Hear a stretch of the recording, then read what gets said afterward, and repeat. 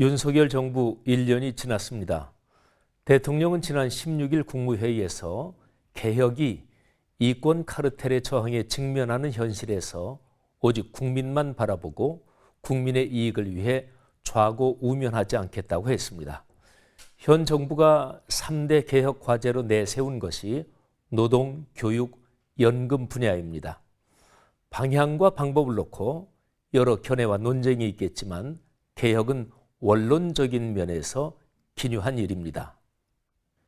그러나 개혁과 변화는 늘 힘듭니다. 쉽게 되는 일이 아닙니다.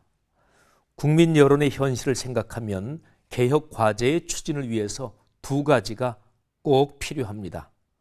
먼저 큰 틀에서 국민 통합의 정치가 절실합니다. 정권 교체 이후 지속적으로 전 정부의 잘못을 지적하면서 현 정부의 입지를 세우는 태도는 결코 바람직해 보이지 않습니다. 심각하게 분열된 국민의 집단 갈등 상황을 통합의 방향으로 이끌어야 할 현실적이고 법적인 책임은 윤석열 정부에 있습니다.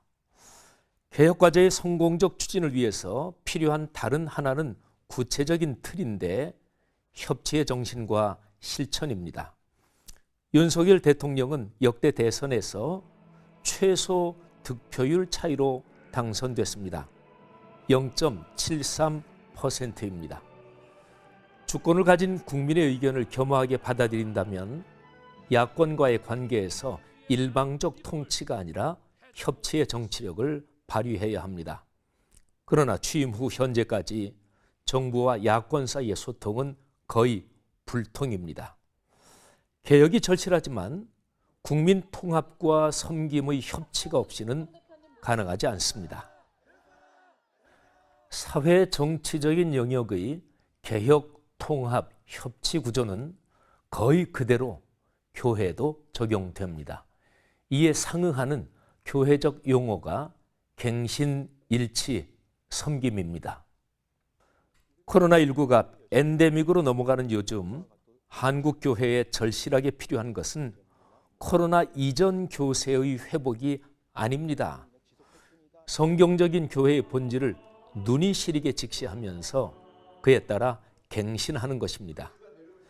갱신이 가능하려면 교단들을 비롯한 교계 여러 분야의 연대와 일치가 필수적입니다. 사회 정치적인 상황의 여러 갈등 양상이 교회에서도 여과 없이 반복되고 있어서는 교회가 전하는 메시지에 설득력이 있을 수 없습니다.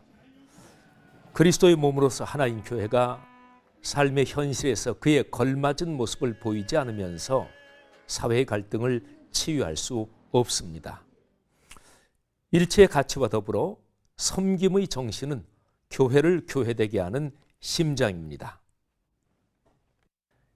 예수 그리스도가 걸으신 삶의 근본 정신이 섬김이었습니다.